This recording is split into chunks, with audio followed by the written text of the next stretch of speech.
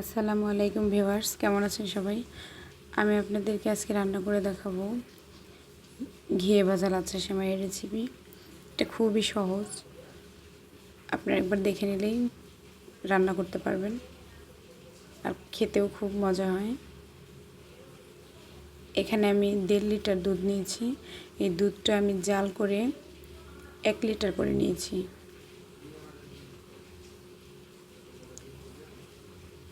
এটা আমি আগেই জাল করে রেখেছি। এখন দিয়ে দিচ্ছি তেজপাতা, একটা এলাচ। দুধটা যত ঘন হবে আপনার সেমাই তত টেস্টি হবে। এখন দিয়ে দিচ্ছি গুঁড়া দুধ। গুঁড়া দুধটা দিলে আপনার সেমাইয়ের স্বাদ অনেক গুণ বেড়ে যায়। এটা সুন্দর করে মিশিয়ে নেব। এটা দুধের সাথে খুব সুন্দর করে মিশে যাওয়ার পর্যন্ত অপেক্ষা করব। দুধটা যখন লিকুইড দুধের সাথে খুব সুন্দরভাবে মিশে যাবে, তখন আমরা এখানে দিয়ে দেব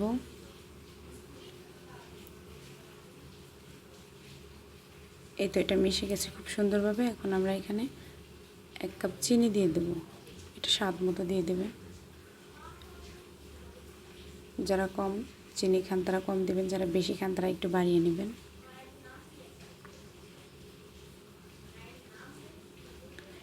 চিনিটা গলে যাওয়া পর্যন্ত আমরা অপেক্ষা করব। এটা যখন খুব সুন্দরভাবে দুধের সাথে গলে যাবে, মিশে যাবে, তখন একটু লবণ দিয়ে দিচ্ছি। লবণটা দিলে ভালো লাগে খেতে। এখন আমি সেমাইটা বাটিতে সাজিয়ে নিচ্ছি।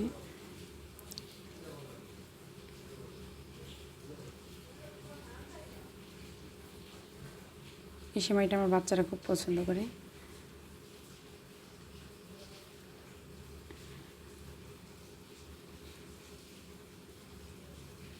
এখন আমি ওই গরম দুধটা এই সেমাইয়ের উপর ঢেলে দিচ্ছি। সেমাইয়ের তুলনায় দুধটা একটু বেশি দেবেন, না হলে এটা যখন ঠান্ডা হয়ে যাবে তখন সেমাইটা জমে যাবে, খেতে মজা লাগবে না।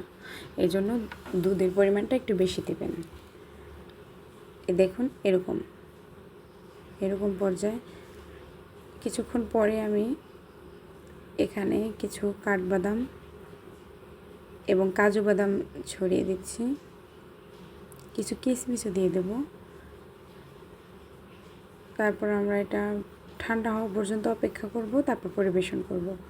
আপনারা বাসায় খুব সহজে এভাবে বানিয়ে নিতে পারেন, খুবই মজা হয় খেতে। ট্রাই করে দেখবেন। আশা করি আপনাদের সবার খুবই ভালো লাগবে। ভালো থাকবেন।